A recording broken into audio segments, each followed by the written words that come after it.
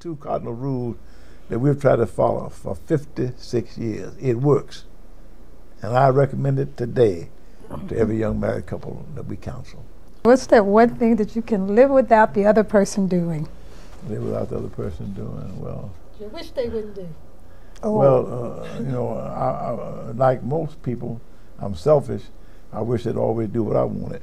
If I can. Shoot, you took the words out of my mouth. That's what she So would you've been together 56 years. That's right. Married 56 It doesn't work that way, but that's what you wish, you know. If I say I want oatmeal, I hope you want oatmeal. If I want a hamburger, I hope you want a hamburger. If well, for 30 years, we worked so hard, we never had a chance to go to a movie. I lived in New York. I went to one movie in 30 years. In New York, I lived amidst the opera and the stage shows and was invited all the time. But I never went unless I was taking somebody to try to raise some money for the NAACP. We had no private life. Nope. I missed, if I had an invitation to Israel or Jackson, Mississippi, I ended up too many times in Jackson, Mississippi. If I were your daughter, what advice would you give me before going on a date? Both of you. Well, let me say this, if he can walk and talk and not call up narcotics and alcohol, you better grab him, because something's happening to our young men. They seem to be disappearing, you know. It's almost enough to make you cry when we do go out maybe to a restaurant, you know, one of the nicer restaurants in Memphis when we were going out, and see 4 or 5 young women dressed to the nines, intelligent, looking good, and not a boy in sight. And our young men are in jail. They won't go to college. Many of them have dropped out. And if I had any one question in these 40 years that I've been going around speaking, it was from young black women, Reverend, how do we find ourselves a husband? Mm-hmm. And they talk about it. They talk very openly that if they don't commit themselves to free and open sex, the boys pass them by. If they do, then they talk about them. So it's hard. As a retired teacher, I used to tell my girls that you have got to fall in love with yourself. And the minute you fall in love with yourself, then you are open to be loved by somebody else.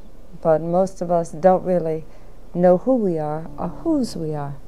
And so until you have gotten that inner comfort feeling of to whom you belong and how you feel about yourself, you're not fit to fraternize with anyone else.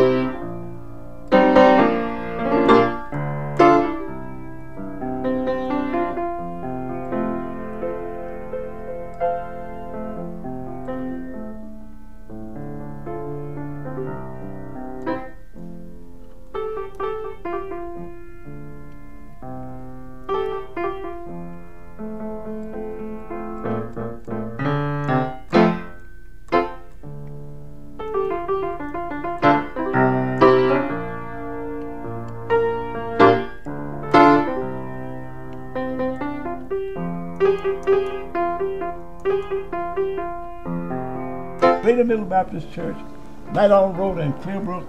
Second oldest or the Glad first to have you to oldest? come by there. I've been there pastor now more than 50 years. Great singing, great prayers, great offices, great fellowship. And every now and then the pastor brings a great sermon. And if I'm not there, I have co-pastors who do bring a great sermon. Great sermon, great sermon. Great is the Lord. God bless you. Hear my cry, oh God.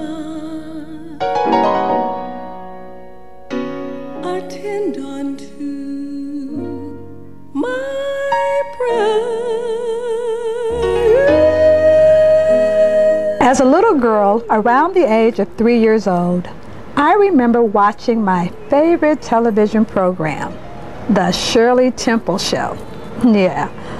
Also, I remember there were these commercials that interrupted my favorite show. They were care commercials. So I really didn't mind the interruptions.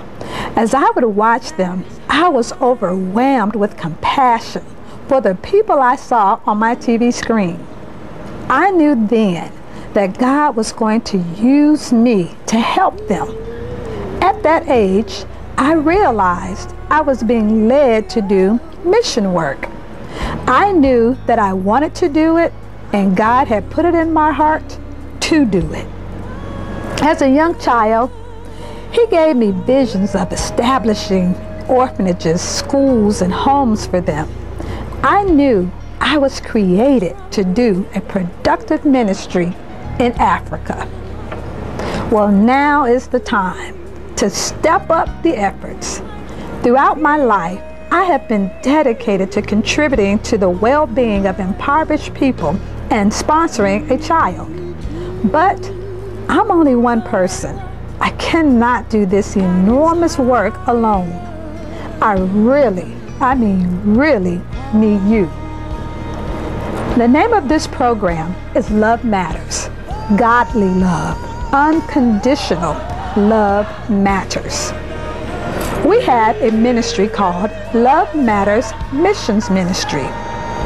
Last May, a few of my friends and I visited an orphanage in Ethiopia where 106 children, yes, 106 children live in a three-room shotgun house. They have to sleep several in a bed. All who don't fit in the bed sleep on the dirty floor for 1 month. Then they rotate places. We need you to help us with this Jesus-mandated ministry. Jesus said, "Inasmuch as ye have done it unto one of the least of these, my brethren, ye have done it unto me." To many people, these children are considered the least, the forgotten people. These little darlings will starve if we do not intervene. While we may not be able to annihilate all of their problems, there is something each one of us can do to alleviate some of them. Our goals are to expand the home, provide a quality living quarters, and purchase a water well for this orphanage. Please pray and ask God, what size seed should you sow into this ministry? One elderly lady opened her heart and her farm home to these children. Though she has land, she does not have the money to expand the house. There is an urgent need for food, water, and more space. You can help us help them. Listen, no amount is too little or too much. We are grateful for any size donation you give. Now, to make your monetary donation, you can mail your gift of love to Love Matters Incorporated. And you can just abbreviate that, INC period. That's Love Matters Inc. P.O. Box 192, Memphis, Tennessee 38101. Or for your convenience, you can go to our PayPal secured website, onelovematters.com. That's numero 1, LOVEMATTERS.com. onelovematters.com. While you're on our website, please visit our online store, where you can also support our missions by purchasing everyday practical products.